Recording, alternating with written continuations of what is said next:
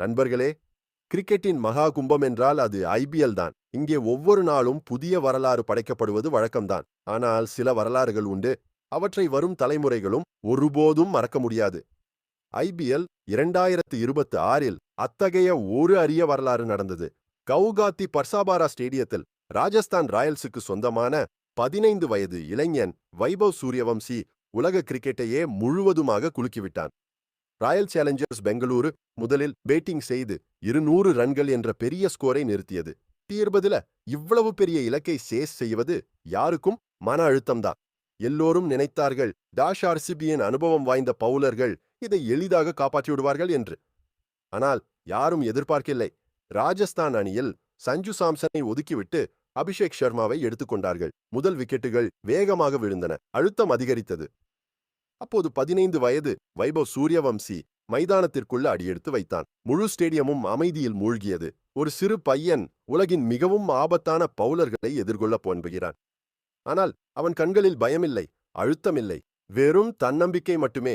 கிரீஸுக்குள் வந்தவுடனேயே அவன் பவுலர்களின் கண்களை பார்த்து சொன்னான், நான் இங்கே விளையாட வரவில்லை, ஆட்சி செய்ய வந்திருக்கிறேன். அதுக்கு பிறகு நடந்தது வரலாறு. வெறும் 26 பந்துகளில் 88 ரன்கள், ஸ்ட்ரைக் ரேட் 300, 8 பலமான ஃபோர்கள், 7 வானத்தை தொந்தொடும் சிக்சர்கள். பந்துகள் ஸ்டேடியத்தின் மேற்கூரையை தொந்தொட்டு வெளியே விழுந்தன. விராட் கோலி பவுண்டரி லைனில் நின்று கொண்டு வெறுமனே பார்த்து கொண்டிருந்தார். 140 கிலோமீட்டர் வேகத்தில் வரும் பந்துகளை வைபவ் சுலபமாக ஃபைன் லெக் மிட் விக்கெட் மேலே இருந்து பறக்கவிட்டான். ஆர்சிபி பவுலர்களின் மன உறுதி முழுவதுமாக உடைந்து போனது. 15 வயதுல இவ்வளவு நிர்பயமான அற்புதமான பேட்டிங்கை பார்த்து உலக கிரிக்கெட் லெஜெண்டுகளும் ஆச்சரியப்பட்டார்கள். கிறிஸ் கெயில் ஒரு பாட்காஸ்டில் சொன்னார், ஓ மை காட், இந்தியாவில் இந்த புஷ்பையன் யார்? 15 வயசுல 300 ஸ்ட்ரைக் ரேட்டுடன் 26 பந்துகளில் 88 ரன்கள். இவன் கிரிக்கெட்டின் புதிய ராட்சசன். என் சாதனைகளுக்கு பெரிய அச்சுறுத்தல். யுவராஜ் சிங் சோஷியல் மீடியாவில் வீடியோ பகிர்ந்து கொண்டு சொன்னார், இந்த இன்னிங்ஸை பார்த்தீங்கன்னா என் பழைய நாட்கள் நினைவுக்கு வருகின்றன. பேட் ஸ்விங்கில் ஒரு மாயம் இருக்கிறது. லெங்க்த வேகமா புரிஞ்சுகொண்டு பவுண்டரிக்கு அனுப்புறது அசாதாரணம்.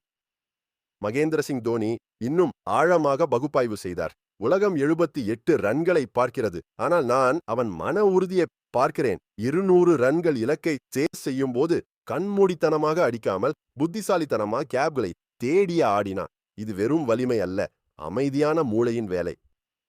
இந்த 3 லெஜெண்டுகளும் ஒரே வார்த்தையை சொன்னார்கள், இந்த 15 வயது சிறுவன் உண்மையிலேயே சிறப்பானவன். கவுகாத்தியில் வைபவ் செய்த இந்த அழிவு ஒரு நாளின் அதிர்ஷ்டம் அல்ல. இது அவன் பல வருடங்களின் கடின பயிற்சி, ஒழுக்கம் மற்றும் பயமற்ற மனப்பான்மையின் விளைவு. நண்பர்களே, ஐபிஎல் 2026 இப்போதே இந்திய இளைஞர்களின் ஆதிக்க சீசனாக மாறிவிட்டது. வைபவ் சூரியவம்சி இந்த இன்னிங்ஸ் மூலம் T20 கிரிக்கெட்டின் உற்சாகத்தை புதிய எல்லைகளுக்கு கொண்டு சென்று விட்டான். இப்போது எல்லோரும் ஆவலுடன் எதிர்பார்த்து கொண்டிருக்கிறார்கள். இந்த வண்டர் பாயின் அடுத்த அழிவு எப்போது, எந்த அணியின் மீது?